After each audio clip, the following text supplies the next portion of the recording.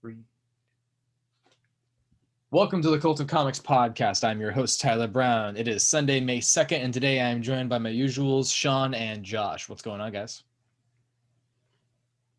4 legs bad, 2 legs good. Words to live by. What kind of response is that? Join our cult. I don't know.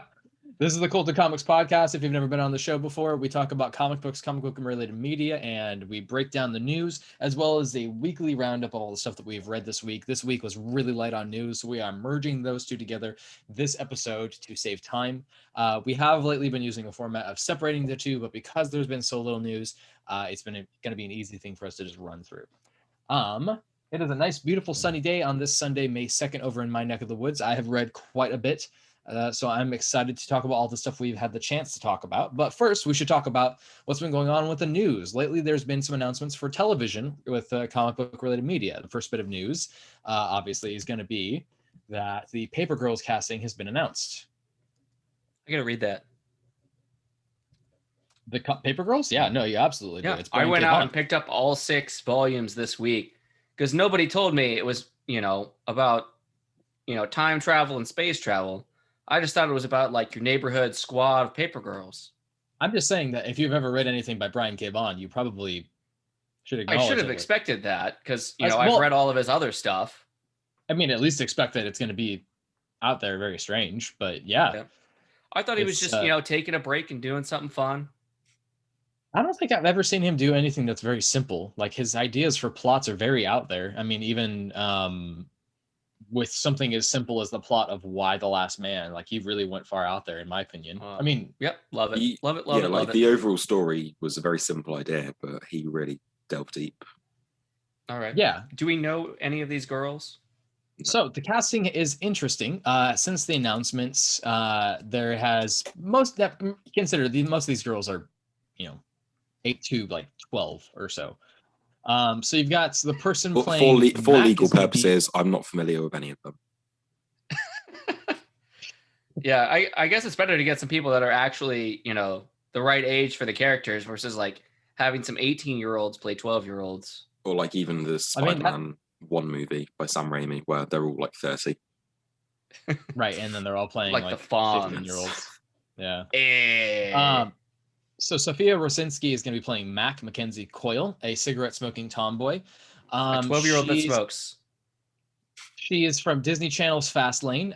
She co-founded an independent film company called Stella Lunas Films with her sister, and they're currently in pre-production for their first feature film, How old is Nightly she? Isle. She's young. She's a wee lass. Reminds me of the what was that movie with the skater girls? Skateboarding in New York. Was it Skate Girls New York? Yep, that's it. Exactly it. Just reminded me of that, like a whole team of teenagers making a, TV show and movie together. Sophia Rosinski is 14 years old. And she's done more with her life than I have. Yep, me too. Feel bad about it. Erin Ting is played by Riley Lai Nellet.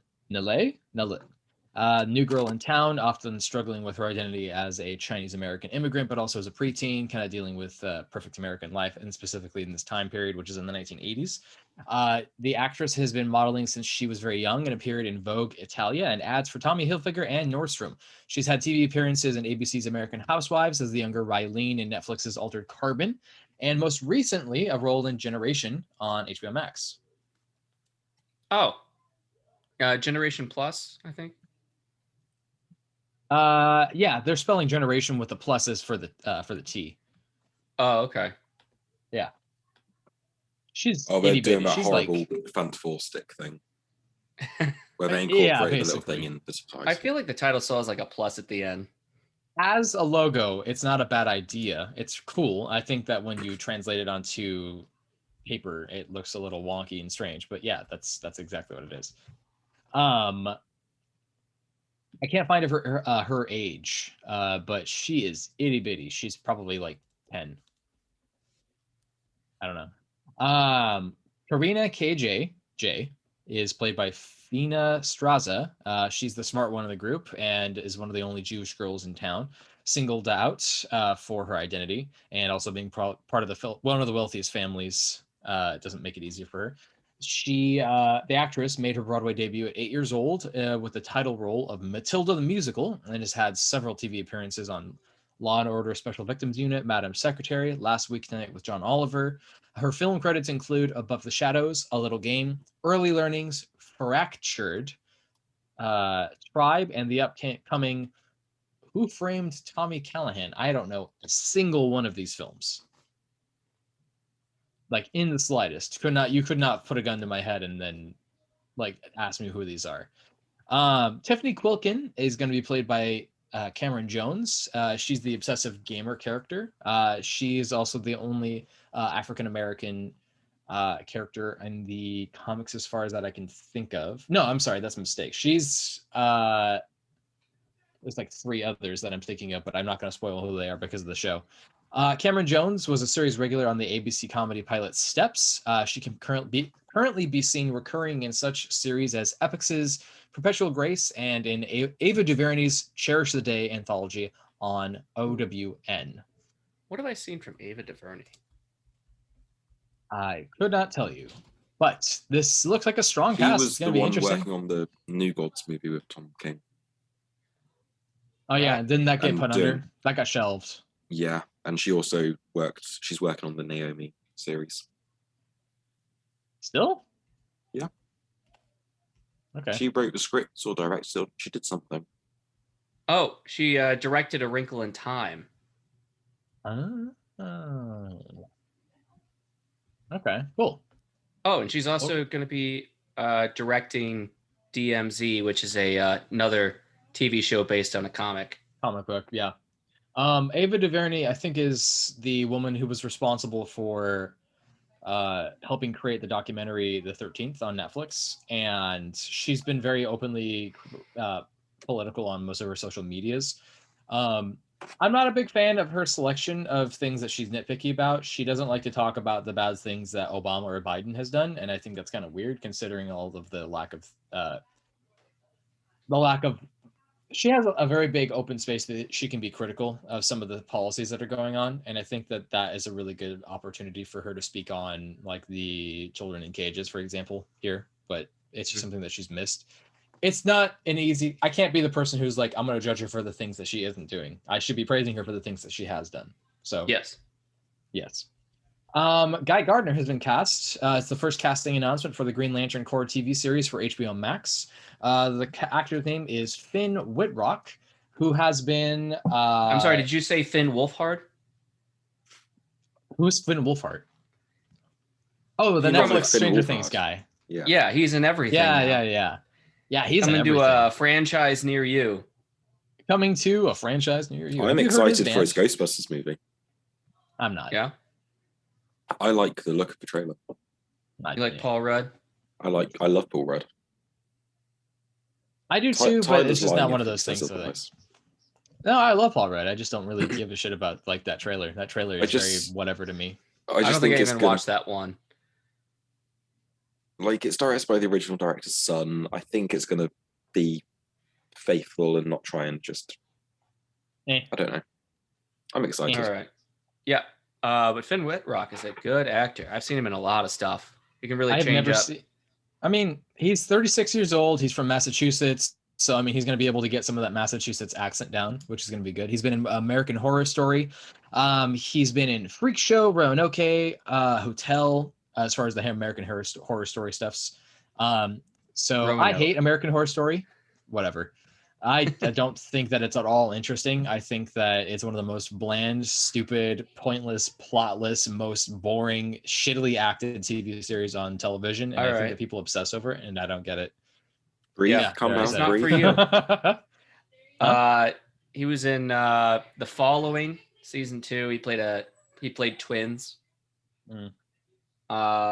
He was in Ratchet. He was in instead of American Horror Story, he was in American Crime Story. The second series, what was it? The Versace murder. Yeah. Oh, that's interesting. He was in A Midsummer's Night Dream the 2017 film adaptation.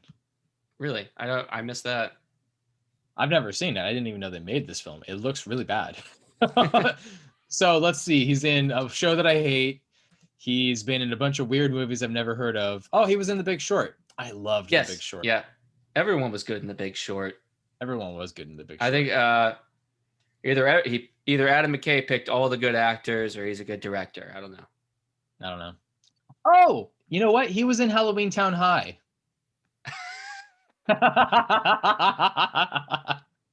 That's what I know him from. He wasn't the twins in The Following.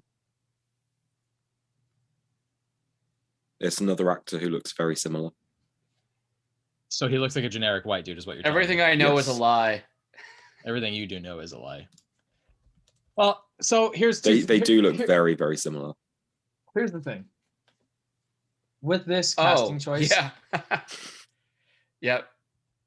Jesus Christ, these guys are like. Sorry, I was thinking of Sam Underwood. The hell has he been in? I'm excited that they are announcing the cast, but I would have preferred that they would have just announced the actual like full casting when they had the full casting, rather than just snippets here and there. It's like, oh, well, we're working on the show. Here's the first casting announcement. I don't like. Come on. Here's the real always question. comes Who's out going to play piece by Sinestro? piece. I hate it. I hope it's Mark Strong. It needs to be Mark Strong again. Just bring him back. I actually would like that. Do the J.K. Simmonds thing where he's back. Don't address it. Do you think they're going to dye his hair red? Yes, absolutely. They need to. They have to. If they don't, I'm not watching it. I will fucking fight them. Like that's make or break for the show for me. That's the make or break moment for you. Is that? Yeah. Well, I mean, like that's the thing where if it's not red, I won't even watch it. Whereas everything else, like if I watch it and it's shit, fair enough. But I just won't watch it if he's got black hair.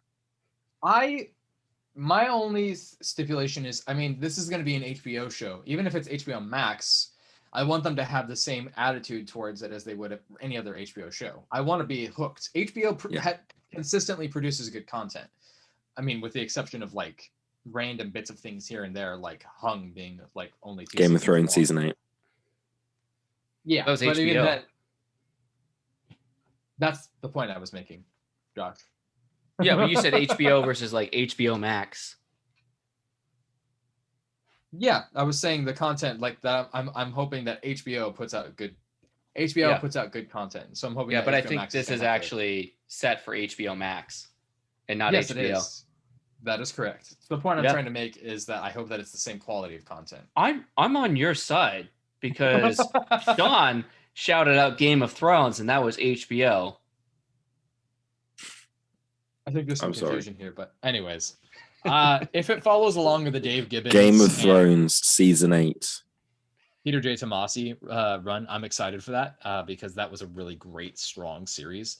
And Green Lantern Corps just going to end with some shit character who had the best story being put on the throne of the Oa.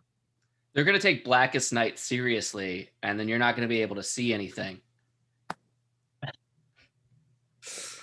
You make the worst dad jokes. I hate you. What is this piece of news here about the costume reveal? What is this? We've had a few costume reveals this week. We had the Kamala Khan costume. Okay, that was Marvel. Yeah, we had giant S that stands for Stargirl.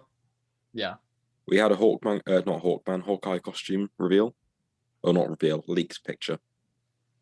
Oh, okay. Picture of him on. Oh, so that poster that was a real poster.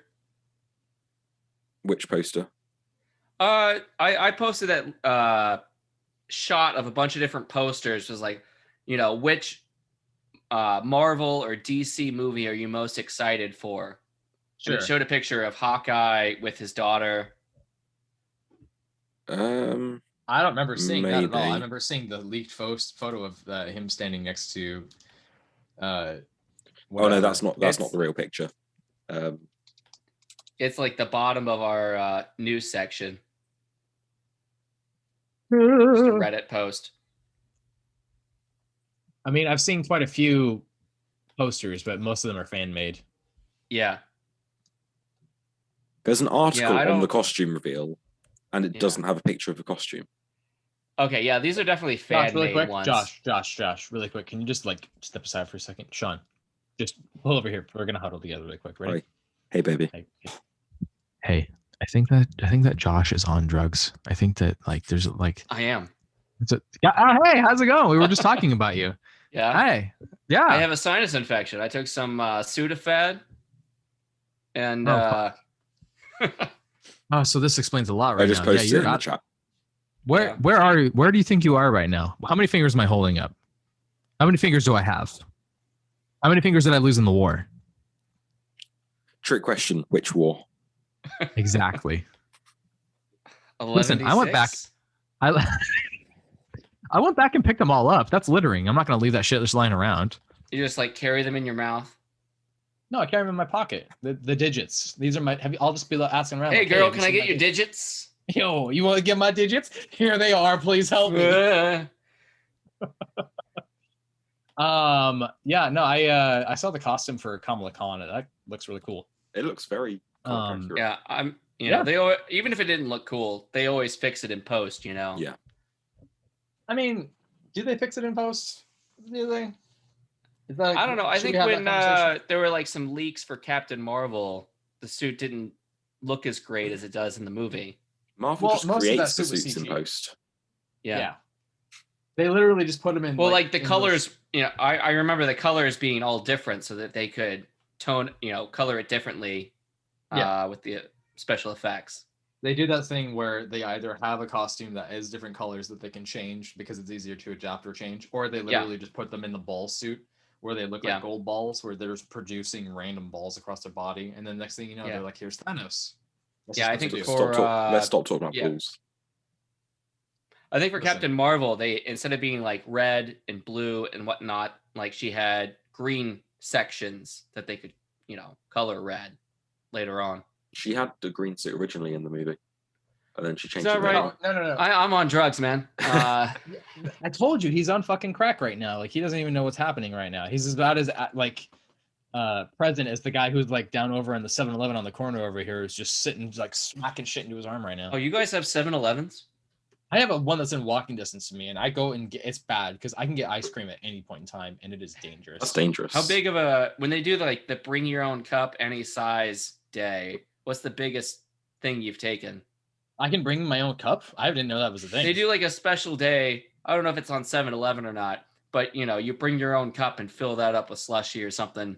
People try and bring a whole American. like a kiddie pool. This is Fill that up. That's a lot. I mean, I walked into a store once and I saw one of those giant gallon, like 2-gallon cups that you could just like carry with you. Most of the you time, mean like though, the child size is real? Yeah, like a literal size of a child, like the size of a child cup. Yeah. Most of the time, though, the women that I seeing that carrying around are women who are like 400, 500, 600 pounds, and like they've got like missing teeth and ratty hair, and they're going bald because they're just like consuming too much sugar and fucking carbohydrates and fried foods and Oreos, and I want an Oreo now. Anyways, so that's about the news. This is an Ohio thing. That's what it is. This is an Ohio thing with you, I think, because I've never. I've been at 7-Elevens all my life, but I've never actually like walked in and been like, "Hey, I don't even know what you're talking about." We don't have Fill this 7-Elevens around bucket. Here's my bucket. What do they call them? 7-Eleven is a magical place. It's a fairy tale place to us. It's a magical place. It's a magical place. I just thought of the Agents of S.H.I.E.L.D. when he said that. It's a magical place. Yeah. Are we still talking about the guy Gardner casting? Did we move on to something else? I don't even know what's happening anymore. What other costume reveals were there? There's been the 2 for Disney Plus shows. What else? We have the Naomi picture reveal. That's not really a costume. No, but it's a good hey, here's the presents. It's a very accurate representation of the cover of the comic. It is. I don't necessarily like that they changed her hair. Yeah. That's just me. I mean, I'm being a little nitpicky there, but I don't know. Well, I guess the comic version, it was very, very dense, her hair. Dreadlocks don't typically look like that. I mean, or whatever you they call do. it, braids. It's not dreadlocks. It's technically just braids. Yeah. And then they're adorned with little bits of jewelry. This portrayal, this live action version, has more of like an updo thing going on. I think it's just the updo thing that I don't like. I don't know. Yeah, but when you look at like the artwork in the comic, it's very thick. Yeah. And like it just doesn't really look like that in real life unless you've got very, very dense I mean, can you hair. imagine trying to do a live action Dragon Ball Z with that hair? It would just look terrible. I'm glad they never tried it. Yeah, absolutely. The makeup rune would be like Darth Vader's, like where he's having like the helmet put down and they just lower the wig onto him like What happened to that actor? I haven't seen him in shit since that. Who? Dragon Ball. Played or... Goku. Okay. Dragon Ball. That terrible. He was in Shameless. Oh yeah, he was. With Emmy Rossum again. You know, meet back up later on. Yeah. All right. Well, that's all the news as far as I can tell, because I actually tried hunting down some more stuff for news, and that's the news. Like, there's just nothing. So I guess we can just jump right into comic books of the week and all of the things that we read. What do we want to talk about first? Let's get straight into the big book of the week, crossover numero 6 by Donny Cates and Geoff Shaw. Oh yeah. Who do I owe $5 for a certain character? I don't know. What up? was even the bet? We got to look at the pins. I remember I bet it might have been on the original chat, but I bet someone like $5 or something that Superman's going to be in issue 6. Was it me? Probably. I don't know. Let's just say it was Dave, so I don't. You owe me $5 for that J. Michael Straczynski thing from last week. Yeah, you know what? You're right. I do. Yeah. Wait, I didn't agree to that. Aha! We can go back and check the recording. You definitely did. I definitely did not agree to it. Josh, did he agree? I don't remember. Let's go to the instant replay. All right. Well, it looks like really quick. Actually, there is a bit of news. Something that literally happened within the last 20 hours. Zack Snyder that's has not as dropped, breaking as I thought it was. No, but Zack Snyder has dropped on social media the behind-the-scenes making of Jon Stewart's Green Lantern deleted scene with actor Wayne T. Carr playing the character. It's not much. It's literally just him behind a green screen, but this gives you an insight to some of the stuff that was going on. That's it. That's all the other news I wanted to add there. Zack Snyder's like, oh, this movie's 100% my movie. Like, Warner Bros. Didn't interfere at all. And then a month later, he's like, yep, they messed with it. And it's like, did they? You had full creative control over this final product. So I guess the Wayne T. Carr scene was from back in the 2017 cut. It was a reshoot. Really? It was one of those scenes that was filmed on Zack Snyder's driveway. Neither. It was one of the scenes that was shot on Zack Snyder's driveway last year. Because, they only had $70 million for the budget. They just got to be like, we'll just shoot it out on my driveway. It was during a pandemic. Yeah. He did the Donald Trump Mar-a-Lago thing. He was like, we're going to use this special studio I've got. Let's pay me $70 million for it. Fucking hell. All right. Crossover 6. Wow. Great issue. Makes me love it more. I was very surprised. Josh, did you read this? What is it? Crossover 6? Yeah, I know. Obscure where we are? book. This little book. I know that you're not in my house and you're not in my computer. It's like Zoolander. It's like, it's inside the computer. Okay. All right. I'm not judging you, honestly, because like my allergies are so bad right now that I actually sneezed 20 times and I didn't have an orgasm, despite that old myth. And I'm not. Never what? What? Never sneezed and had an orgasm. You looked at me like, you know what? I think that you have now. So I'm wondering if you have. I don't. So let's do this 2-page spread right here. You guys identify all the Spread characters for me. I see Savage Dragon. I see the Walkers from Walking Dead, and I see Battle Pope. Darkness. Witchblade, Battle Pope. I see Witchblade, Darkness. What's the lady? She was from Brian Michael Bendis' Powers series. She was the one who died. Who killed something girl? Who killed not Saturn Girl, not Star Girl? Retro Girl. Retro Girl. Yeah. That's Retro Girl. Where's she? We got Image. Oh yeah, I see it. Yeah.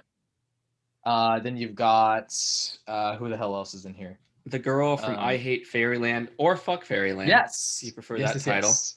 I see the Battle Pope. We've got what looks like a knockoff Wolverine. To be fair, most of Image's early stuff was knockoffs. Yeah. Just to the left and above Savage Dragon, it's literally got like the cowl thing, and he's got claws like that. I was thinking about the guy with the X. The red X. The guy he's fighting, I think. Is he red and white? Just answer my question. God damn you. He's white and black. Yeah, it definitely looks like Wolverine. Yeah. I don't see but where it's you're not. seeing that. Oh, that's okay. Yeah, no, that is the character I thought it was. That is a creation from Rob Liefeld, because Rob Liefeld can't create an original fucking piece of anything anywhere ever. Yep. I mean, even his Deathstroke ripoff that's not Deadpool is in here. Like, yeah. Jesus Christ. You got the creation. shadows. It is. You got the shadows of the Teenage Mutant Ninja Turtles up in the top left. Oh shit! I didn't even notice that. That's cool. Oh yeah. That's really cool. I think this guy in the bottom in the center might be Tony Chu. He looks familiar, maybe. Center. Oh, okay. Him or somebody else kind of looks like Chu to me, but the art style is really different. So who knows? You got a lot. Who are the two on the left that look like one of them's wearing a domino mask and the other's got like the little Jason Todd white bit in the hair? Oh yeah, I was actually just about to ask that. I have no idea. I thought about it, but I lost it a while back. I don't know. I love that the walkers are still black and white. Yeah. Yeah. It just adds to it. Also, the coloring in this page isn't the comic book coloring. Is that because they're inside the Yeah. But the little girl's coloring is normal as well, so maybe because they're inside the portal thing. There's definitely some characters from Mark Millar's universe. There's a big one. Then there's also the creation from Jeff Lemire's Black Hammer universe. Because we get Fantastic Colonel Wield. God, there are so many layers on this. Like you look at the front, back, you just keep looking and you'll spot more and more characters. Yeah. Yeah, we get Colonel Weird from Black Hammer. Mm-hmm. Yeah. I don't know if it's the Max or the Hulk, but center you see probably the Hulk. It's not the Max, because the Max doesn't look like the Hulk. Doesn't wear shorts, and then he's colors are inverted. Though. I was kind of giving them the benefit of the doubt, but yeah, the colors are inverted. But yeah, it's they Hulk. are. Yeah. That's why they did that. Yeah. But Tyler, how did you feel about Colonel Weird showing up? Oh, I loved it. I just finished reading Skulldigger right after right when I picked this up. So seeing that was really cool. It's interesting seeing some creations from Black Hammer show up in the Dark Horse stuff. This isn't the first time to see that though, but yeah, we've had Dark Horse stuff show up in this. Like, oh god, his name escapes me now. The main superhero, Madman. Yeah, mm-hmm. Absolutely. It's like just Dark Horse stuff. We've had just so chill about it. Yeah, TMNT showed up in this. They're IDW, I believe. Even though it's just their silhouette, so it's probably they can probably get away with it. They're a huge cash cow though, so that's probably why they had to do that. Yeah. Who is this after Colonel Weird? Who's this woman smoking a cigarette we see? I think that's the evil character. Well, I'm not caught up, but Black Magic. Oh, okay. That's good. Yeah, she's one of like no. Guys, it looks like Satan. That's not. It's Satan. Lucifer, is it? Lucifer. Yeah, that's Lucifer. From what? From Sandman? the Kieran Gillen series. Kieran Gillen. Kieran. It's not Kieran. You're gonna tell Sean how to pronounce it? It's Kieran. Guys, Guys, what's the name of the series from Image about the gods that come back and they're like rock stars, basically? Oh, Wicked and Divine. Yeah, Wicked and Divine. That's Lucifer from Wicked and Divine. Oh, okay, I've never read that. So okay. Yeah, I'll go. Hold on. I just want to show you how similar they probably copied that character then from Wicked and Divine. You've got right above that at the top of the page. Is that a tomahawk? Adam Hawk? Page. Yes, it is a tomahawk. Yeah.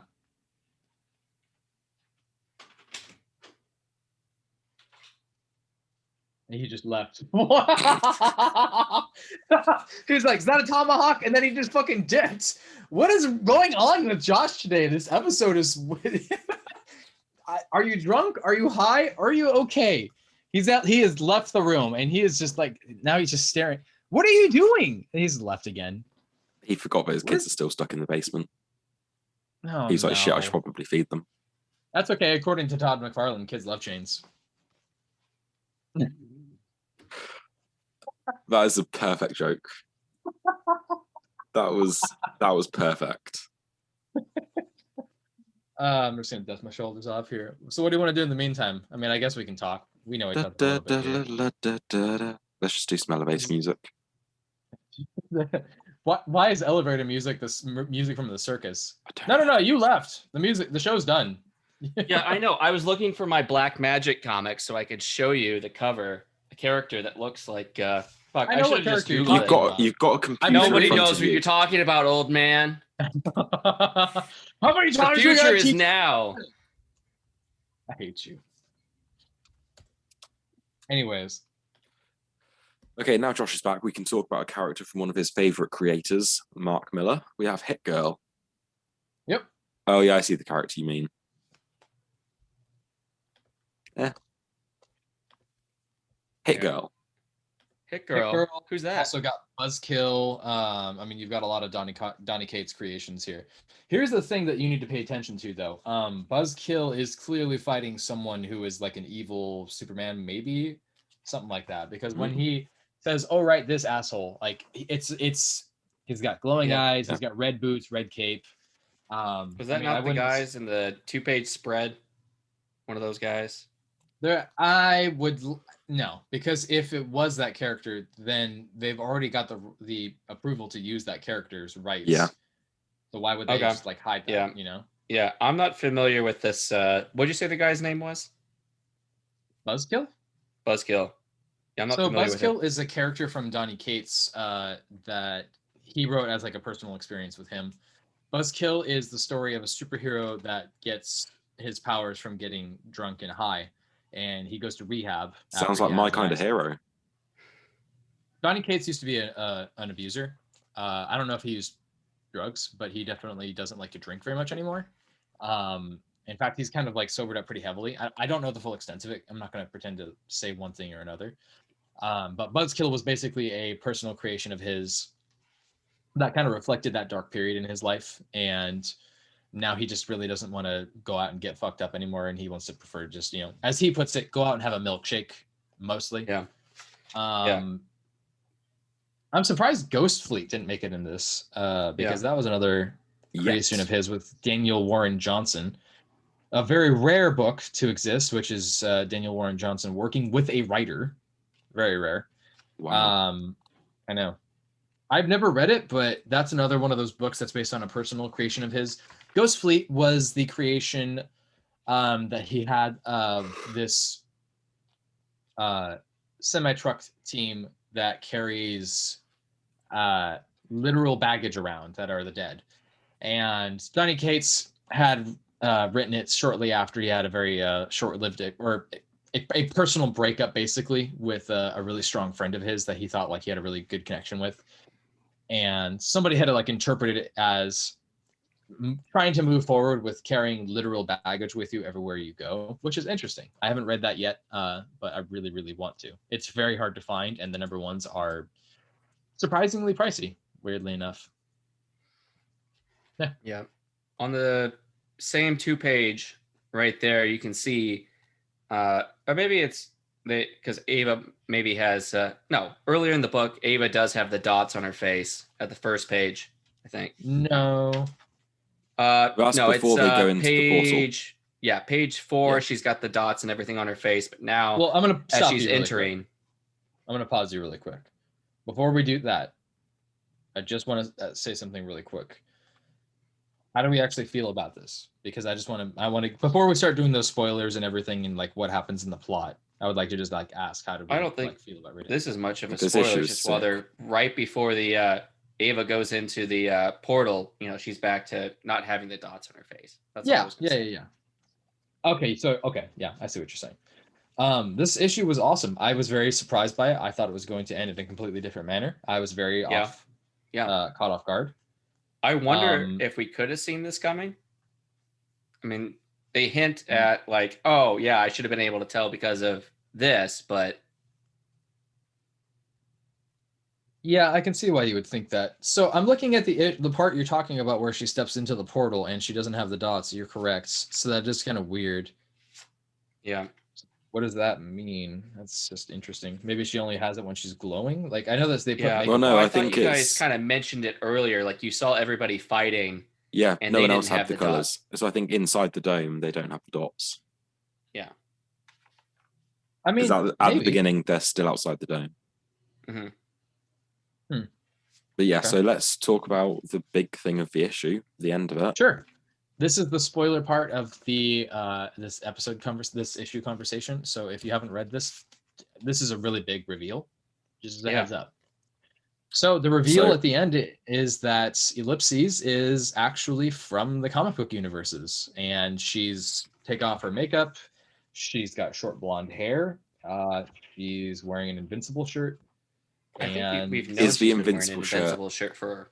Is that relevant? No, never mind. She's had the purple. I saw the jacket shirt on. and I was like, is she from the Invincible universe? Is she Invincible's That's daughter? what I was kind of wondering. Yeah, she's not somebody that I recognize from anything unless, No, she's not supposed to be like Power Girl. That's the only person I can think of with like short blonde hair.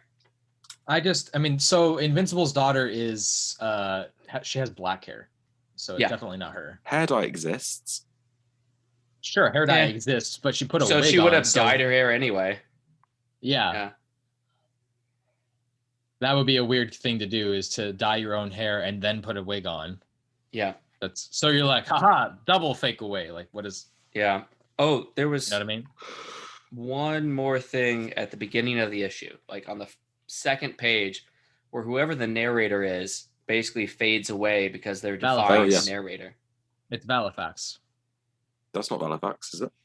Yes, it is. But that's why he was fading. This narrator's been here the whole time. Yeah. Valifax was fading away because he said, "I'm in control." Then he stopped talking to Ellie entirely. Okay. Remember, because that was what my interpretation was. I thought that was the narrator that's been here the whole time. Yeah, this is the narrator from the whole series. Yeah, I recognize that. I guess, but when it was revealed that Valifax was going to be a part of this, I thought it was he was the narrator of the story. Maybe. That never clicked with me. If Valifax has been the narrator all along. I've still taken this to be the narrator as a person they got locked up in that little facility.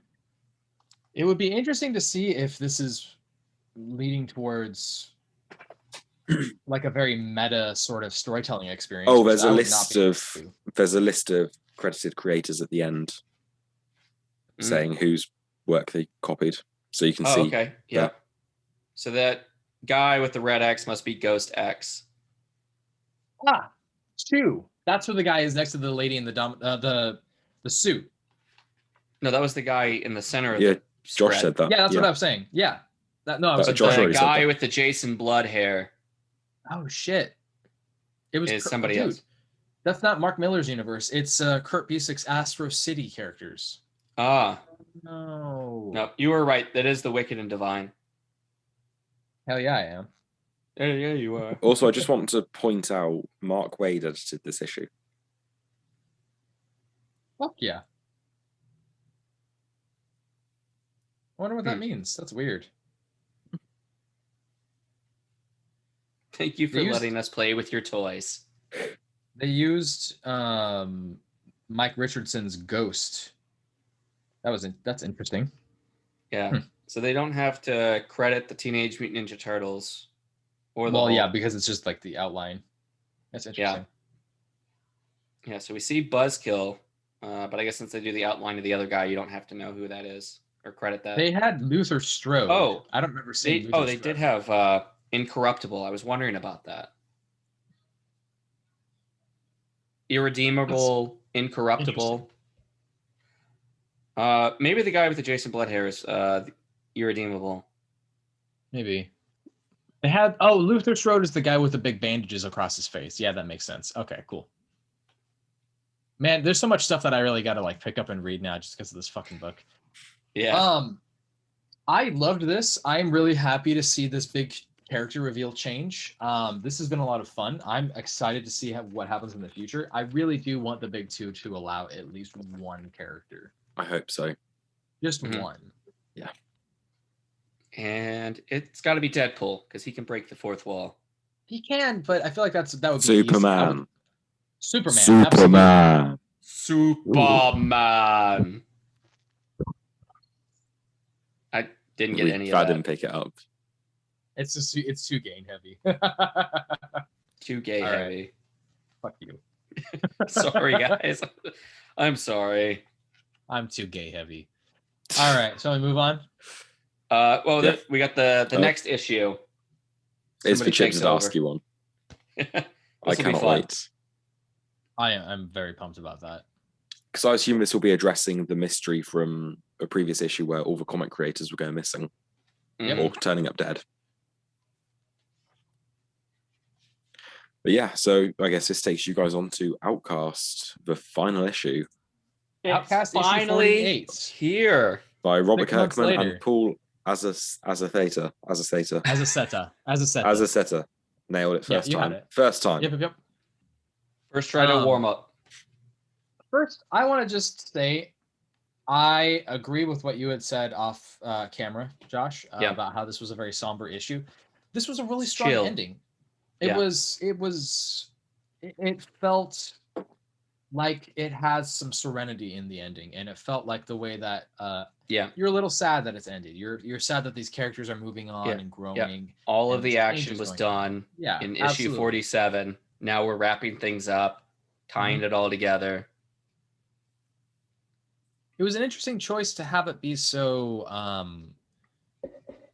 morose in a way, I think, but I feel like when I sat with it for a little bit after I wanted to think on it for a little while, I think I had discovered that this was how I think it should have ended. You know, it ended in the way that I think that it... Yeah, no, it definitely feels right. You have all of the people that were taken over by the darkness, the merged folks. They're all basically coming out of like a fog. They're like, that was me, but it wasn't me. It was a different part of me that's no longer part of me, but I still feel responsible for all of this. And how do you react to something like that?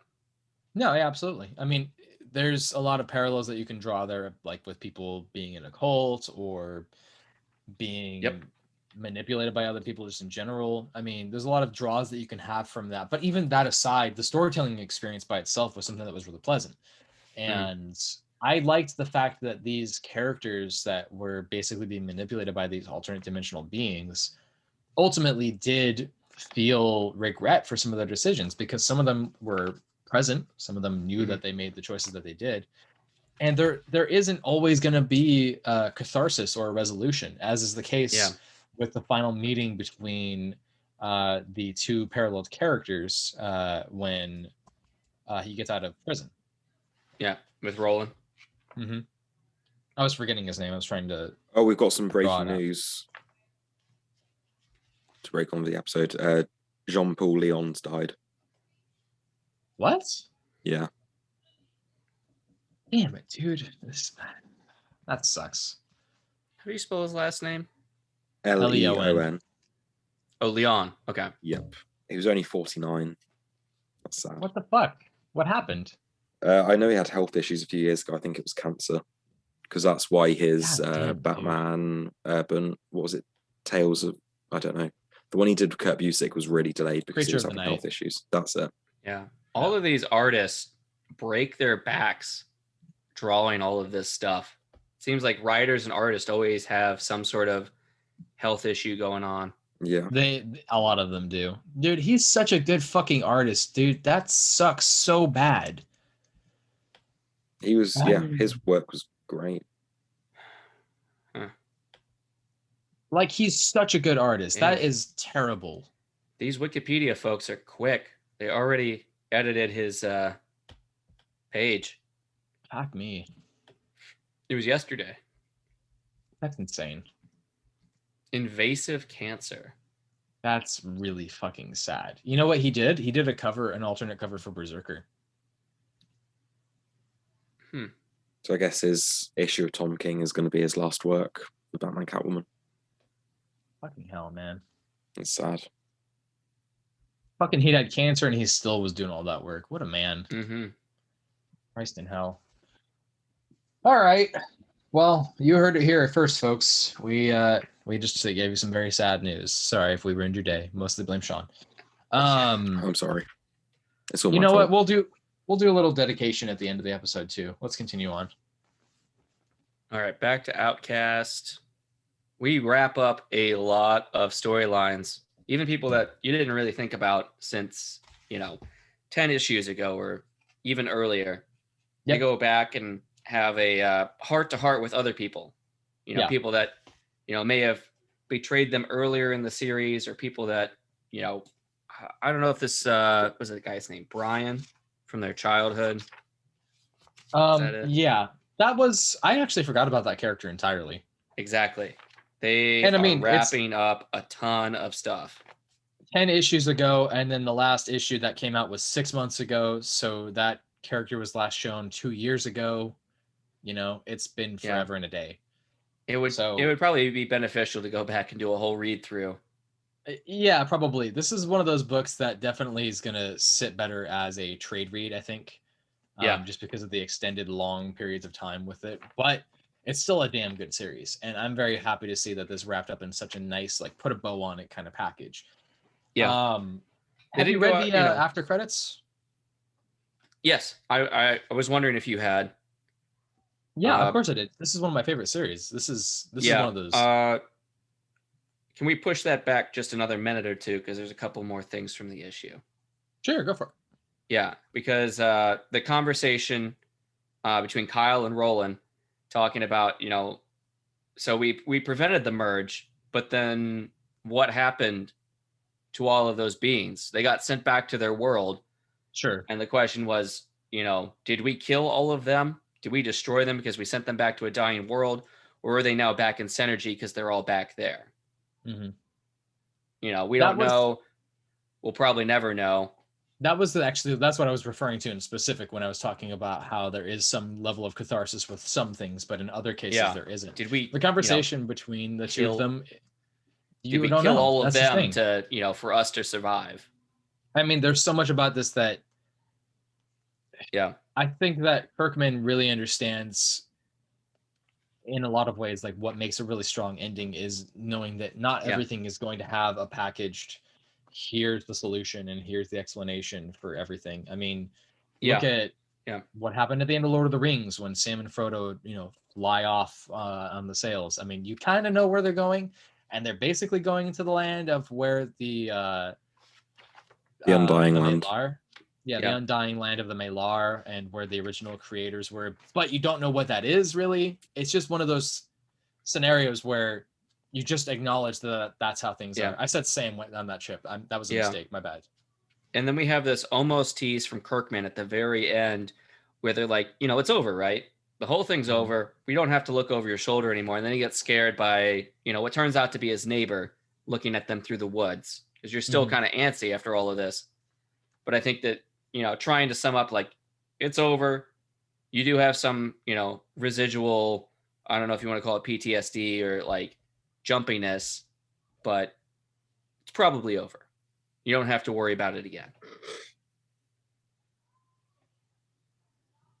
The ending in specific of how he is looking over his shoulder, I think, was the thing that made that ending for me.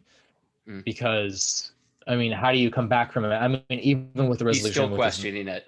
Absolutely. Well, I mean, why wouldn't you, with how he was raised with his mother? Look at how it ended with the catharsis his whole with his life. mother. Yeah. He's absolutely. What? He's mid 30s, maybe 40. Mm-hmm. I think they said that So- he's like 38, something like that. Yeah.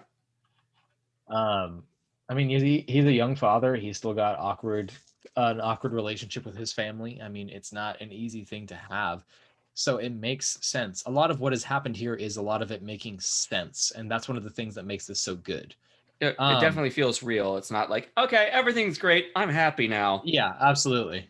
I wish that this had come out earlier because I feel like I would have had a much more. I am curious what kind of changes happened over the past 6 months, or what was the point that, the landing they were trying to stick, what had changed from. Yeah.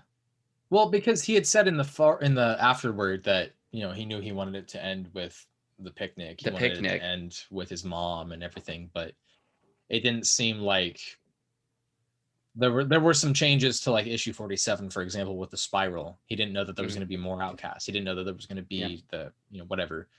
But there was a lot to this that I don't think needed 6.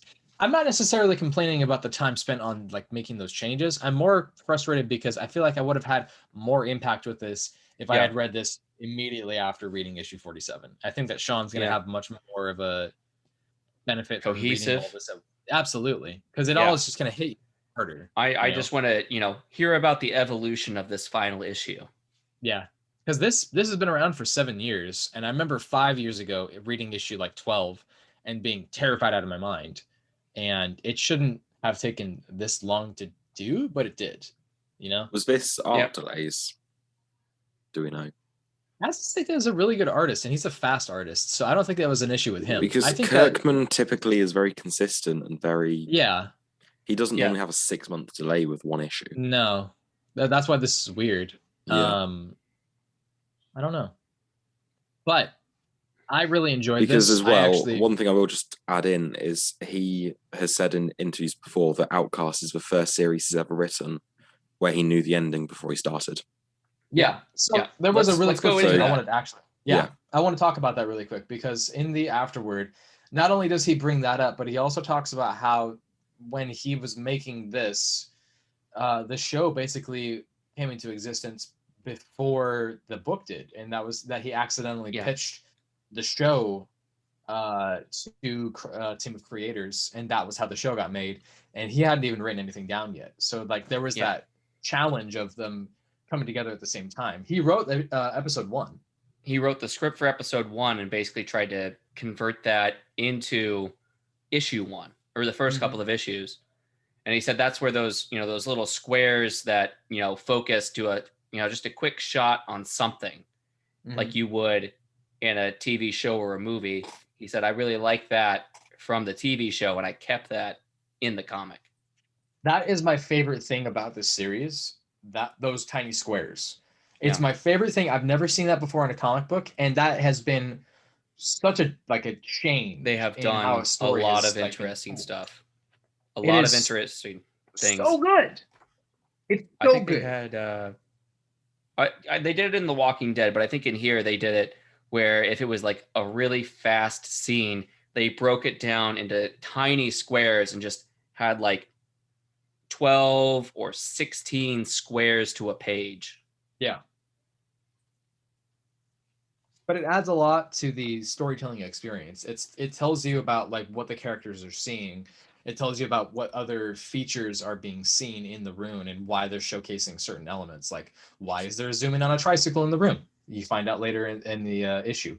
Why is there a zoom in on the security guard with a scowl? You find out in the next panel. Stuff like that. Yeah. And so it really. Go ahead. I was just gonna say it adds to it. Go ahead. Yeah, the final page. We got 3 little panels. We've got the sun. We got a blue jay and some flowers.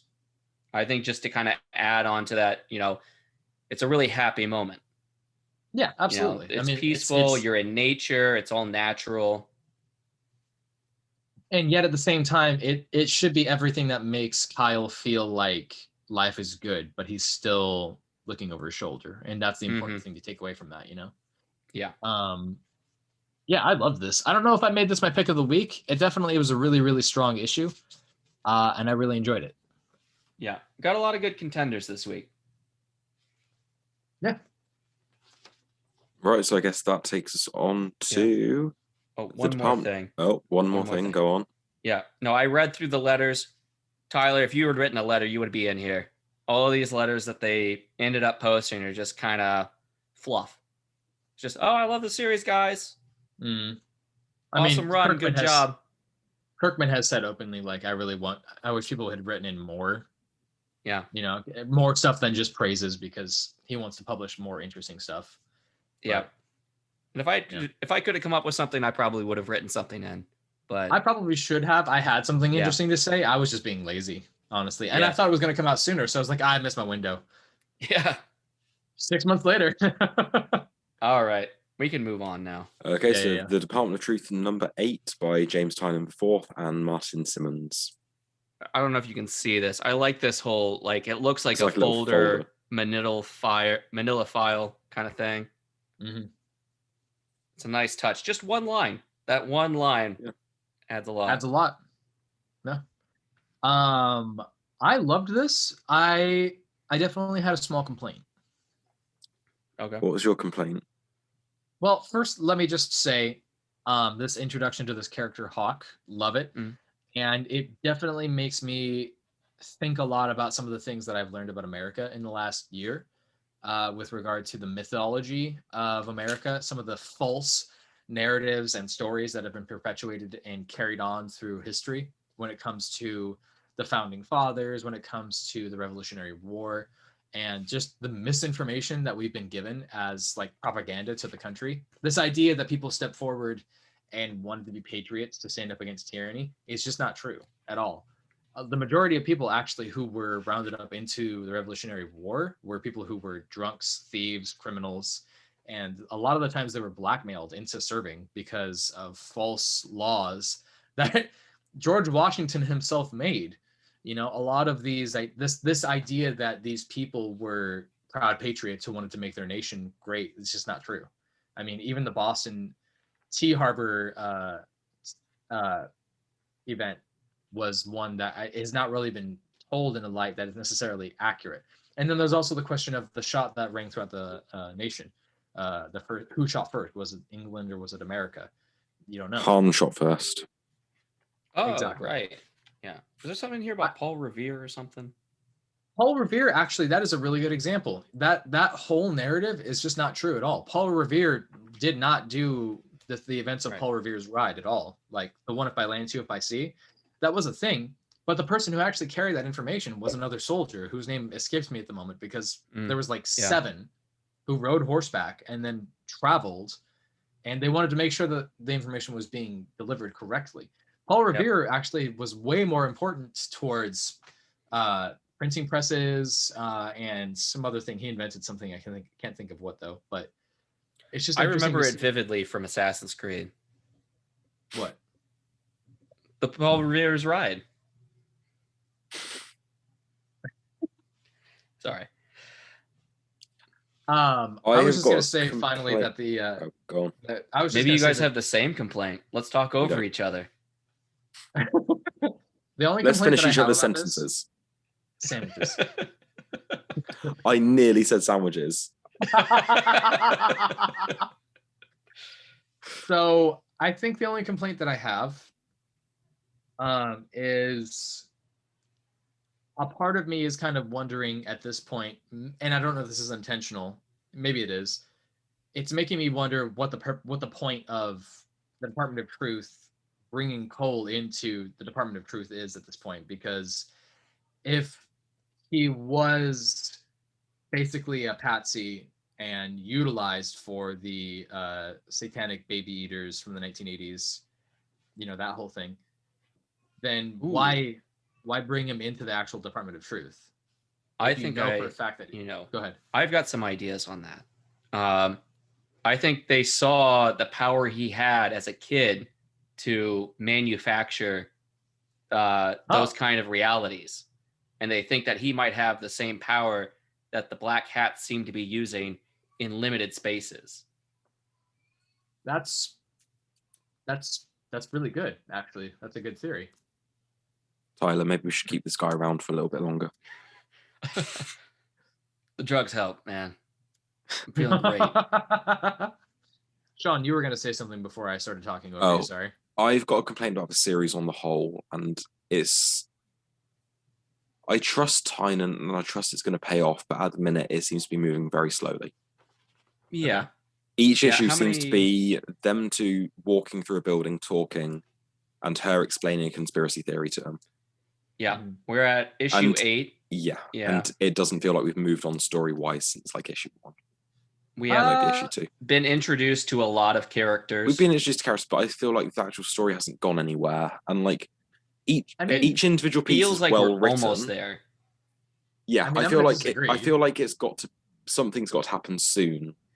What do you mean something? He shot somebody. He shot and killed 2 people. Yeah, but he's how long going ago down was the rabbit hole. That was like making a deliberate 3 issues ago. Steps. It was like 3 issues ago. That's why he's still thinking about it now. 4 issues ago. So there you go. We had the 2 alternate issues. Yeah. We had the meeting the director of Black Hat, and then I think he shot the issue before that. Yeah. But no, it's just that was issue 2/3 of each issue just seemed to be them two walking through a building talking about conspiracy theory. Issue 4. And like issue 4 that he shot the guys. Like individually it is well written, but I just want a bit more meat there to I see what you're saying. It feels like we're getting there. Like we're almost there. It does feel like we're getting there. And like I said, I trust Tynion to pay it off. Just at the minute, I'm waiting for something to happen that I mean, don't get me wrong. I definitely agree that there's a pacing question here, but it feels intentional. I think that's absolutely. The conversations between the 2 characters of Cole and what's her name? Rose? Ruby. Oh, Ruby. Jack Ruby. Funny. Exactly what I was gonna say because Lee That's Harvey how I remembered it. Yep. Yeah. So same. I was like R Ruby Rose. Catwoman. Catwoman. So I feel like when I'm reading them talking to each other, it feels like X-Files, and I like that. Yep. I think that was definitely influence for this show, the comic. Definitely. I'm sure they'll get people that don't know about the comic and then end up watching the show that this gets, made from are going to be like, this is the X-Files, guys. Mm-hmm. This is just the X-Files. I hope it's got less filler than the X-Files. I feel you got like the Smoking Man. You got the this is the Smoking Man right here. This character right here. Or Oswald, Lee Harvey Oswald might be the Smoking Man. I don't know. Who knows? But at this point, it's kind of that. I see what your complaint is. It definitely feels like there's a lot of an artistic choice to have a lot of exposition. I don't necessarily have a complaint about that so much as I have a problem with wondering about how this, like, where is it leading to? Because I'm curious. This has sold me. Obviously, I've got 2 issue number 1s. I've got the trade. I've got a couple variants. I've got the whole series at this point. You bought the little pin as well, the button. Oh, right. Yeah, I got the pin. I'm into it. I guess I'm just curious about what is leading to this because, like, even when you look at the cover of this is what. Have you noticed how it looks like there's sperm going towards him? Like, what is that? Is that a metaphor for, like, right? That's what I'm saying. Trying to impregnate. It's because he's mind fucking him. It's Inception. He's mind fucking him. To me, it looks like he's influencing and impregnating him with like power or thought or influence or something. And it feels like this feels wrong to look at in a way. And I think that was I didn't even notice it until you pointed it out. And now I can just see. Yeah. Well, think about it. I mean, can't see anything with your eyes. This Starface man is a baby eater who terrified him as a child. And now has come back. I've got an idea. Dude. You do your idea first. My idea isn't about the comic. It's just Tyler should get that like star tattoo on his face, like the guy does. I'll tell you what. I'll get that done in you can just do it in lipstick. Blacklight ink. That's what it is. Yeah. Okay. I think that blacklight ink still like gives you like a little greenish. You can still kind of see it. Not really necessarily. Like it takes a while for it to fade. For a little while, for the first year, you can see the markings, but after a while, it fades away. You should have done it a year ago. So I'm gonna say one thing and then skip ahead to another thing, and we'll come back to the first thing. So in the issue, they go to the Denver. The first thing is they go to the Denver International Airport. Correct. Yes. And there's some conspiracy theory about that where they, moved the airport and made it worse. And we can come back to that conspiracy theory. Sure. They basically go into the Black Hat's underground factory, basically, where they're trying out different incarnations of like lizard people. And Cole comes upon like another variation of the upside down Starman. Oh, okay. We can hold on. So this is let me mark this time down.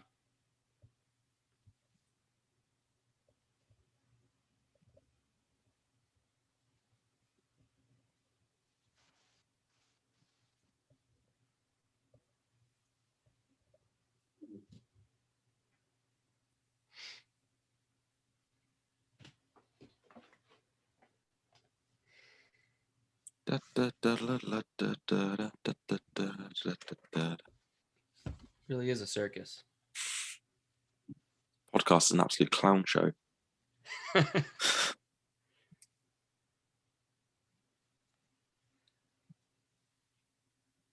What is on your t-shirt, Tyler?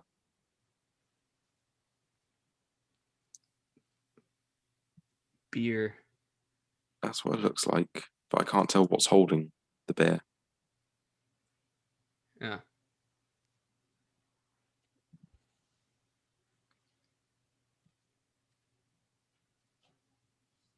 Oh, he's gone. Oh, he's back. He's back.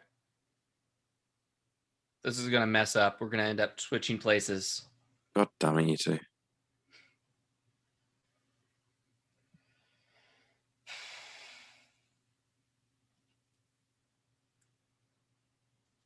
What's on your t-shirt?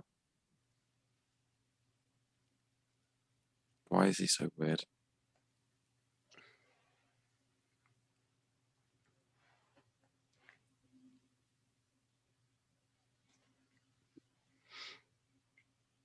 Can you hear us?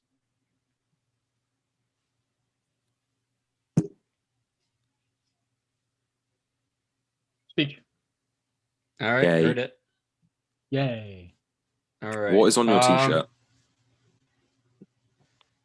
So it's Mike from Monsters Inc. on crack. It's the Beholder. It's just the Beholder, yeah. From Dungeons and Dragons. Nerd. Yeah. All right, I'll start back from How are you the only one here with a girlfriend? What? He's married. Yeah, but he doesn't have a girlfriend, does he? I'll never tell. Okay, resume. We just lost Tyler for a sec. I'll start over from the Denver International Airport. No. Just carry on with what you were saying. All right. Well, I've marked down the times from when you lost your headphones, so we can kind of cut that part out. All right. So we have the Denver International Airport. Some conspiracy about it being moved, made smaller. We can come back to that, but they go into the factory basement that Black Hat ran, and they see these lizard people that different incarnations of what the Black Hat Society had worked on for the lizard people conspiracy. And Cole comes across the upside down Starface man, another version of him. And that reminds me of Star Wars Episode 9 with the different versions of Snoke. I choose to not remember that movie. I'm sorry. I know it's a very traumatic memory. I've never actually watched it. I've only watched bits of it. And then it's really not good. Yeah, I'm sorry. Spoilers for Episode 9. Snoke was a puppet of Palpatine. Palpatine was the big bad. So I think Black Hat is working for Palpatine. Yeah, you heard it here. I feel like it was a little weird for clarification purposes what had happened when they go downstairs, because I got that they had said that they wanted to set up base underneath the international airport. That makes sense. But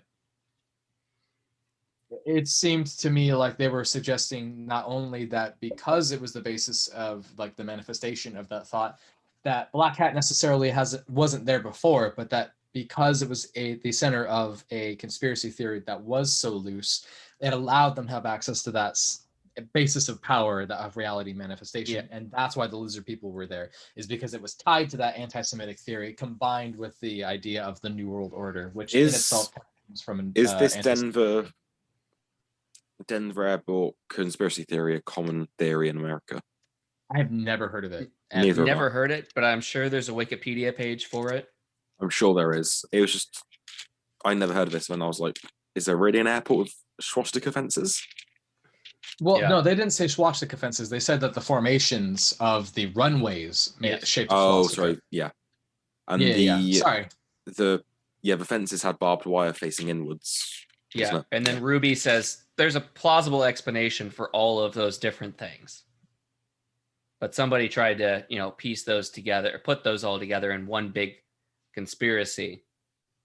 And something about this specific space gave them the power to experiment or manifest different conspiracies. I have never, ever, ever heard of this conspiracy theory, and there's nothing on it about it on the Wikipedia page. There's a list of accidents and incidents, starting with September 5th, 2001, where a plane caught on fire, but that's it. What caused the fire? There was a refueling issue. It caught fire while it was being refueled. Nobody got hurt or killed, but I just find the timing interesting for that. I know, right? Well, that's not the first time that people have tried to make that connection of like there was a lot of really interesting airplane issues that year. There was a lot of movies that had airplanes crashing into buildings or housing, and a lot of films had to be changed or altered because of it. Look at Lilo and Stitch. That came out in 2001. Same thing happened. They had to alter it a little bit because originally they were going to have those planes fly through buildings, but it had to be changed. Donnie Darko got pushed out like 9 months because of 9/11. I don't see anything about the conspiracy theory. Let me try just typing in conspiracy theory. Yeah, the second result when I searched Denver International Airport was conspiracy theory page. That page is going to blow up because of this issue. It's going to gain some power. Yeah, I found it on travelandleisure.com, but that's it. All right. Doom artwork. Interesting. We've got some framing text in this issue. The first 5 or 6 pages are basically the Pledge of Allegiance, the U.S. Pledge of Allegiance. Yeah. Put backwards. Yeah. Seemed noteworthy. Really quick. I'm looking at the artwork at the International Airport. It is a really weird mural. It's a weird ass mural. Does it match what's in the comic? I would say it's darker than what's in the comic. I feel like the comic kind of captured a little bit, but it's just weird. The comic is brighter? Yeah, that's creepy. Did you see it? Yeah, I'm looking at it now. Like, I get it, but it's just weird. It's different as well. I can't tell what part I'm looking at. Oh, you know what? I was looking at a different one. There's two murals. Okay, yeah, I can kind of see. Yeah, the comic was pretty accurate to the one that they were trying to point out, but. Oh, yeah, I see it. Okay. They didn't even touch on all the people with the something piece. There was an advertisement in Denver International Airport, and it has a lizard person on the advertisement.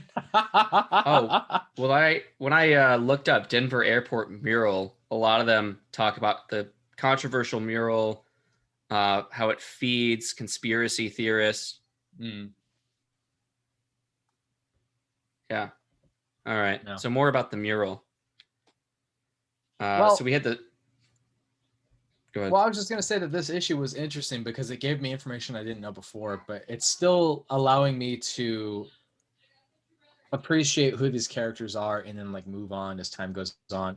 I'm trying to focus less on the fact that this is a like let's talk about these conspiracy theories and more about like Cole's still interesting to me, and I'm wondering what their desire to keep him in the DOT is at this point. I think your theory stands really strong, and I think that's interesting.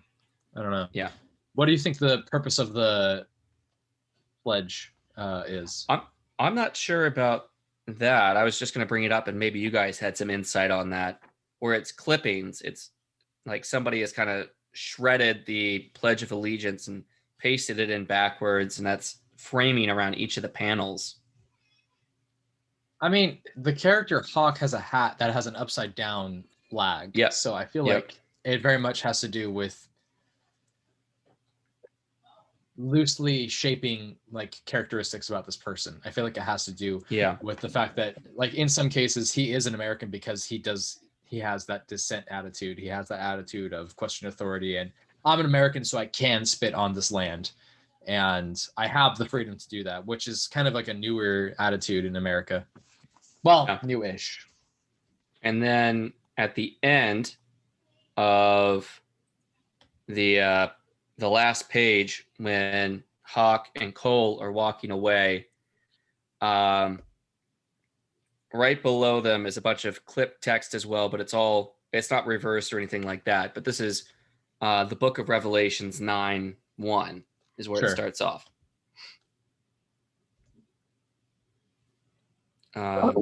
So I think we are getting close to getting some answers. Yeah, no, I mean, we've got plenty of answers so far, but it seems like we're getting a lot of answers. All right, pause the podcast. All right, mark it down here. Yeah, 1:16:30. It is 3:44. How much time are we wanting to spend on this episode?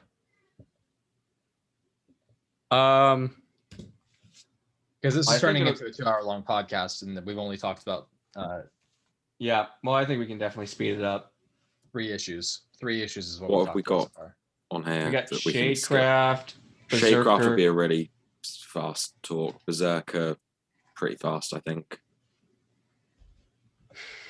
I think the things we've got left are going to be pretty quick. What time did we officially start? We're at an hour 17 right now, but with the break stuff, we're at about an hour 10. Okay. Let's how much time do you want to spend on each issue now? Because we're kind of rambling at this point. I want it to be Shadecraft will be a 5-minute discussion. That won't be an issue because I didn't read it, so yeah. Brzrkr, I don't think that'll be that long. Not too worried about that. Nuclear I'm going to be Family, shouting out one book. We'll talk about Nuclear Family. Robin, I do want to talk about. Sure. Yeah, we're going to move Helm Greycastle to shout outs. That'll be nothing. Yeah. Okay. I'm going to mention ENIAC #1. Okay. Yeah, I think we can get through the rest of it quite quickly. Okay, let's give it about. Try not to do about 2 minutes per issue. It can be I don't know. Just see what it. A little more. I mean, we could do 5 minutes each, and not even. We don't need that much time for Shadecraft. No. Okay. All right. Okay. We'll go back starting now. Cool. All right. So something about Revelations 9. I feel like we're going to get some revelations, possibly, from Hawk, and maybe learn how to, if he is the guy, if Cole does have the power to control things, maybe we will learn how he can control stuff, because it's a pretty ripe environment to try and affect change in conspiracies down under the airport. Revelations 9 says, the 5th angel sounded his trumpet, and I saw a star that had fallen from the sky to the earth. Maybe it's a connection with the star-faced man. Maybe it has something to do with the trumpeting. I don't know. I'm not sure if this is all Revelations, because at the end, the last word is destroyer. Mm-hmm. I loved that highlight. That was interesting to see. The abyss keeps getting repeated. Mm-hmm. Yeah. Sean, what did you think? Really good issue. Yeah. I don't know. Yeah. I don't know how Revelation's going to tie into it. But I have problems with the art just being a little messy, like I've said before. I don't really have an issue with it at this point because it feels very intentional. You know, it is very intentional, but I just find a few panels here and there a little hard to make out. Yeah. I mean, I can see that. Yeah. I think that it adds to the tone a lot. Yeah, it definitely does. It's definitely a big part of the vibe of the book. I feel like this wouldn't be as good a read if it didn't have this art style with it, to be honest with you. Yeah. Yeah. All right. Okay, well, that takes us on to Shadecraft #2 by Joe Henderson and Lee Garbett. Cool. So this is quite predictable. Like, we find out that the shadow that's been following her is her brother that's been in a coma. There's a few funny moments. It feels very sort of what you would expect from the story. Yeah. They've definitely created a tone, but it's not really a tone I'm interested in. The artwork, I think, looks really, really good in some panels, especially the last page. Yeah. I'm enjoying it enough to keep reading, but it's definitely not a standout by any means. Yeah, I'm not sure I'm going to get issue 3. Maybe by the time it comes out, I'll be like, yeah, I guess I will. But it depends how busy the next week is where it comes out, I guess. It's just weird to see like you guys have felt this way, because this is the team that made Skyward. This is the writer Joe Henderson, the guy who wrote Lucifer. The show Lucifer. Mm-hmm. It's just, I said, issue 1 felt like half of 2 issues, half of 1 issue. Yeah. And it feels like, we've gotten to somewhere at the end of issue 2, but it's still all right. It's just not grabbing me. No, like, it's very, like, everything's predictable that's happening in it. Like, you read one part and you can guess what comes next. I'm not sure about predictable. I guess I wasn't reading it and trying to predict what happens next. No, neither was I, but like, the whole thing with the shadow being her brother. Yeah. And then, I don't know, the story just, it went where I expected it to. It really focuses on the high school story. Yeah. And I'd rather focus on the mystery of the shadows. Yeah. But yeah, I guess not much else to say, so let's move on to Brzrkr #2 by Keanu Reeves, Matt Kindt, and Ron Garney. You're so impressed by this. Brzrkr? It's not a incredible book, but it's a lot better than I expected. I like it. Yeah, I like it a lot more than I expected to. It's fun. I'm glad that we focused on his backstory for most of this issue. Or at least the beginnings. Yeah, I expected the story before issue 1 came out. I was expecting just a lot of action sequences, very light on plot. But it's got a story, and it's not a bad story. Yeah. The writing's very competent, very good. Yeah. His origin, this is not really something that I expected. They pray to the gods, and she basically takes I did laugh at the panel where we see the lightning strike her uterus. Yeah. Yeah, but this, I don't know what you want to call it, this mindscape with all the pyramids. Yeah, and very trippy. The man made of electricity, basically impregnating her. And then the baby, growing to a boy over the course of a year. He grew really fast, but he's immortal. Yeah, and he mentions that his powers feel like the opposite of a hunger. It's like he needs to give, like... He's got to let it out. Yeah. I also like at the end, towards the end, or middle, he's talking about, like, you guys think you guys are at the cutting edge of technology, but I've been watching the cutting edge of technology for hundreds of years. So you may think that you have the be-all, end-all of technology, but I've heard it before many times. So, whatever. Do your thing. Let's figure this out. Maybe. Like, I did really enjoy the story. And I'm interested to see where it's going to go next, because this is a story unlike the previous one where I can't really tell where it's going to take us. I'm hoping we get more backstory. Like, we'll cover the other 80,000 years. Anything interesting from those 80,000 years? Yeah, I think we're definitely going to get a bit of backstory and a bit of present day. Yeah. Tyler, you're very quiet. I just didn't read it, so I just I don't have anything to say about it. Poo on you. Dick. Yeah. So yeah, the main character is. You wanted to read it, honestly. Like, if I'm being honest with you, the first issue was fun. I just didn't think it was like, oh my god. All right. No, it's not. Oh my god, this is so good. It's just a lot better than I expected. It's interesting. Yeah, and there's enough. It is there grabbing for me my to, attention. Yeah, there's enough there for me to digest and enjoy. Yeah. The artwork in a few places reminded me a little of Frank Miller. Oh yeah.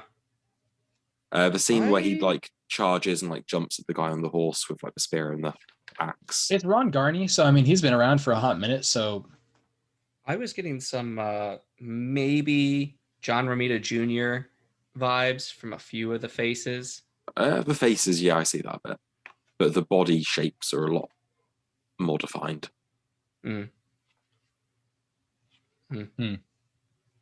That's about it for the comic. We did get a preview for a new comic, Basilisk. Cool, yeah, by Cullen Bunn, who I'm not really a fan of, but I've been a fan of some of his stuff. Yeah, he's very hit or miss, I think. But yeah, the artwork in the preview looked very interesting, very different. I can't quite tell what's going on here. Are they like escaped patients that have powers? Possibly. Yeah.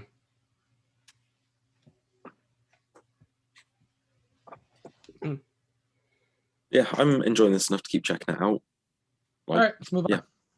Yeah. So Nuclear Family, I guess we'll sort of cover 1 to 3 quite briefly. Well, by Stephanie Phillips and someone whose name I don't have up at the minute. Tony Shasteen. So, a couple things here. Really enjoyed how this comic is being done. I have really enjoyed reading this, and I read it in a single sitting. I'm very happy that you gave me that recommendation. You're welcome. This issue 3 is following along that same. Let me put it this way: after I finished every issue, it made me want to read the next one. Yeah. So there's always that hook in that regard. Absolutely. And I remember finishing reading issue 2, and then I was like, man, I really wish that I could read. I'm like, oh right, I'm going to read issue 3 right now. And I finally got the chance to, sit down and read it. And it's power reading through 1 through 3 was really interesting. I really like that era of America as far as like a mythos. Yeah. Because it's so strange and it's so out there. And it's set in 1958, transferring to 1968. It's just, in some ways, I can see why people would make the comparison to Fallout, but it's strictly just because of the mythos of 1950s America. It is, yeah. Applies to it, I mean, they're both inspired by the same stuff. Absolutely. It's just kind of the aesthetic as well. It's like saying Blast from the Past is Fallout. Yeah. Yeah. So this is based on a Philip K. Dick story, right? Yes. Yeah. Okay, cool. Which is funny because as I was reading the first issue, I was like, this feels like Philip K. Dick. And then you were hilarious. Like, it is. And I'm like, oh. That explains it. This is very out there strange in the best kind of ways. And I really like it. I really, really liked it. The art's okay. I think in some parts it's a little weird, but I think it works for the most part. Is it the same as the covers? No. Different. Same artist, but different style. Yeah, it's always weird when they do something different for the cover than what's inside. It's a different colorist is the thing. Is the colors inside are more three-dimensional in some ways, I guess. It's hard to explain. It's like it's laid out in a way that feels very computer generated in a way, and I don't know if I necessarily like it, but the drawing in itself, the doodling, the sketching, the outlines, great. Yeah. Inking is great. Coloring is just okay. It was interesting to see. What did you think was going on at the end of issue 2? At the end, you'll have to remind me how issue 2 ended, because I read this a month ago when it came out. Okay, so the basis of the, let's like as a refresher for the basis of the plot is 1958 America, family somehow is transported 10 years into the future after a nuclear attack from what they suspect to be Russia. And their home is like radiation free. They don't have a single bit of radiation on them. All they know is that it's 10 years in the future, and the majority of their world has been irradiated and attacked from a nuclear attack. So this new system, this new group of American substations, I think is what they said, exists to kind of bring people in together. Yeah. Better living underground, basically, so vault tech. And now they are being interrogated because this revelation that they're 10 years from the past, not knowing what happened, has made them suspect even more that they might be Russian communist spies, which every single time they say that, I think to myself, that feels real because it's so outlandishly ridiculous that it makes me believe in that American McCarthy fear. Yeah. And but it's not just really, they've been sent forward in time, because they're like the main character's workmate doesn't know who he is. that whole thing is weird. That whole relationship between Dan and them is very strange. I think that the children, you could have just had kids that were just there as a part of the family, but I feel like I'm experiencing it through their eyes as well, and I'm not experiencing anything through the eyes of the wife. Yeah, maybe should get a bit more of a spotlight in issue 4, potentially. Maybe it's interesting to say, because if I had read this and it was a male writer, I probably would have said, okay, well maybe he's a little sexist, but this is Stephanie Phillips writing this, and it seems like she's put a lot of attention into the daughter. Yeah, and that's interesting. I don't know. What do you guys think is going on? Do you think it's like an alternate dimension, like because of the something bomb? Yeah. Like, I really don't know what to expect, because it's kind of like a little bit like, it does feel like they sort of sidestepped into another dimension, because it definitely isn't just time travel, because of obviously the characters not knowing them. Mm-hmm. Well, there's only the one character that they seem to have had any kind of relationship with. Yeah, but it's someone who should recognize him. Yeah.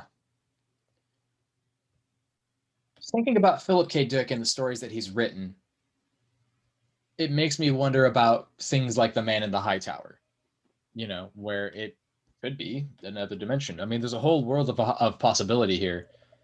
But the thing that I'm interested in is now, because of issue 3, those zombies or whatever the hell they are that are strapped to the dollies, basically.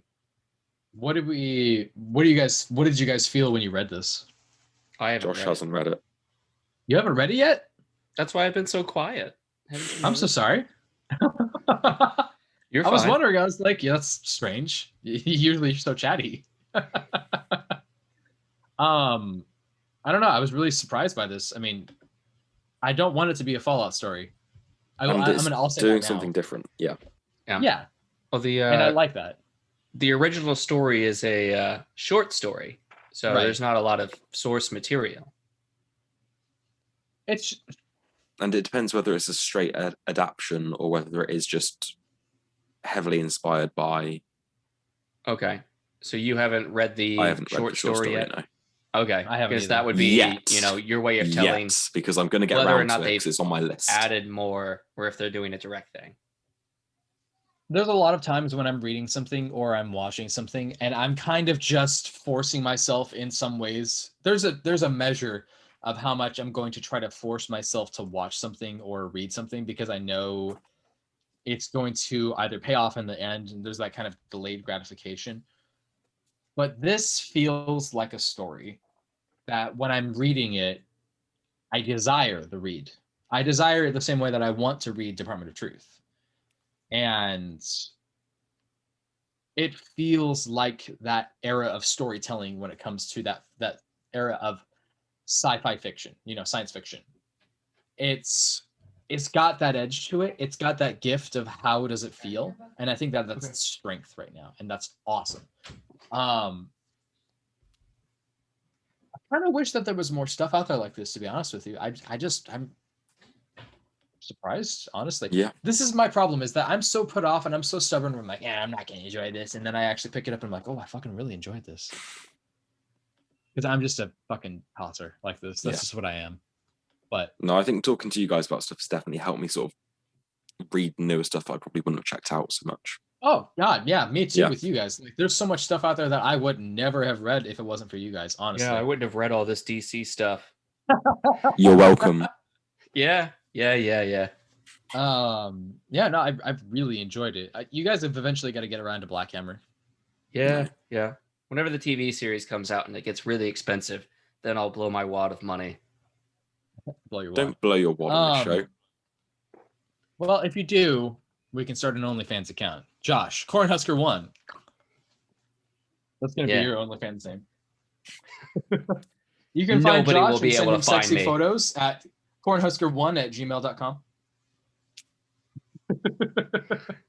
We don't want to lose our monetization. Fuck the monetization. Where do we want to move on to next? So next we have Robin #1 by Joshua Williamson and art by Gleb Melnikov, which is a disgusting name. All right. You guys keep talking about this. I got to go put a kid to bed real quick. Okay, go for it. Yeah, well, first off, this name just feels horrible in my mouth to say. Gleb Melnikov. Gleb? Yeah, Gleb. Okay. It's like moist. It's just not a nice word to say.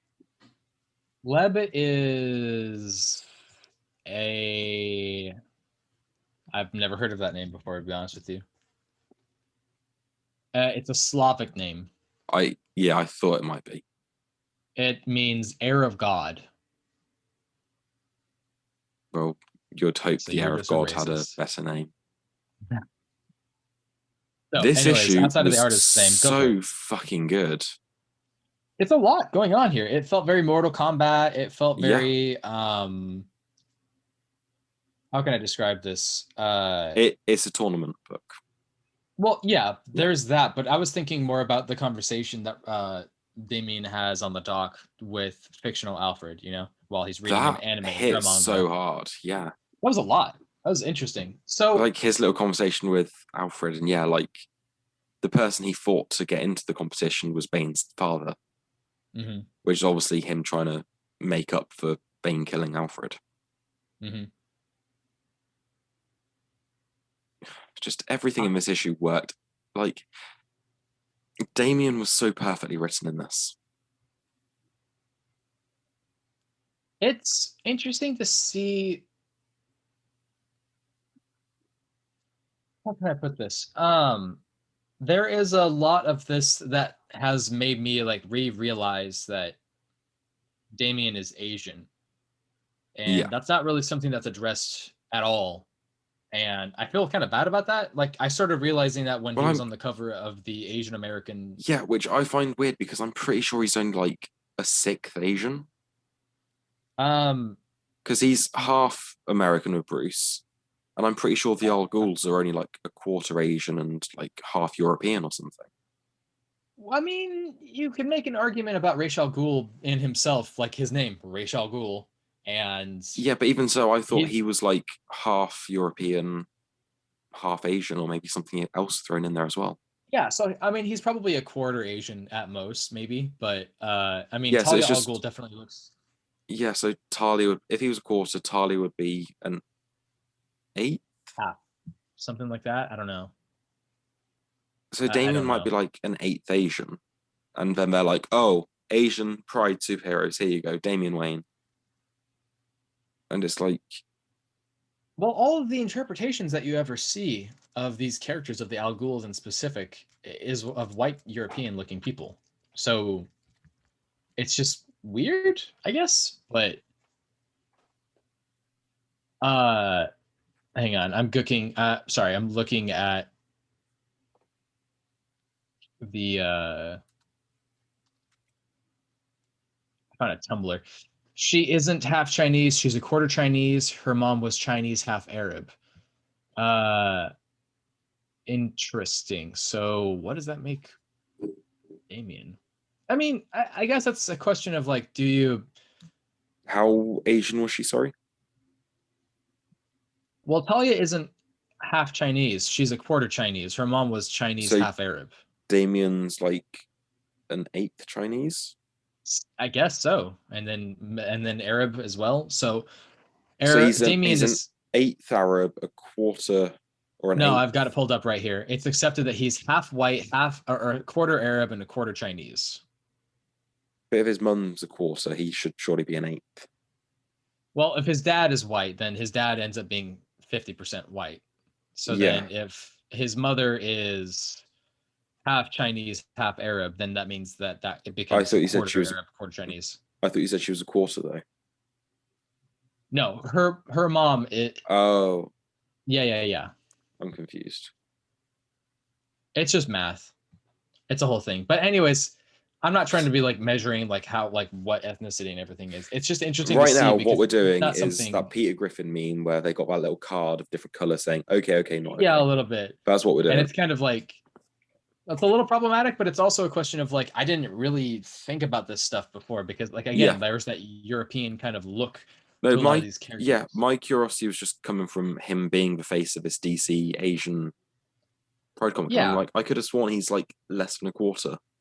So it's weird that they're already forcing him when you've got other great Asian characters such as like Katana, Kenan Kong. I guess he's got the Robin name recognition that they're trying to push.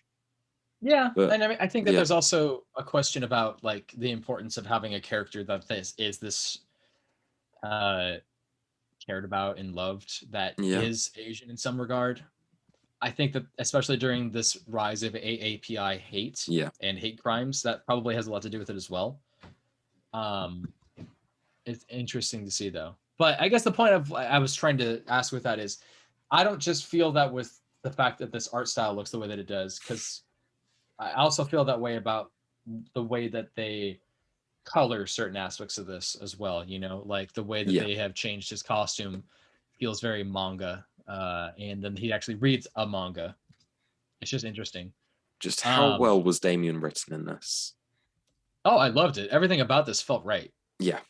And it feels like a natural progression to his character. This isn't the Rebirth Teen Titans book did the same thing every series where they were like, oh, Damien's with a new group of people. He doesn't trust them. He's an angsty, broody teen. Yeah. Hey, baby.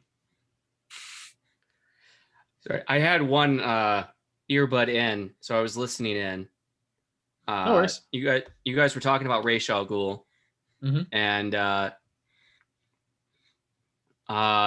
so Gotham, did a lot of things different for good or for bad, but one of the Mostly things they had was Ra's al Ghul was played by Alexander Siddig, and he is Sudanese or born in Sudan. Okay.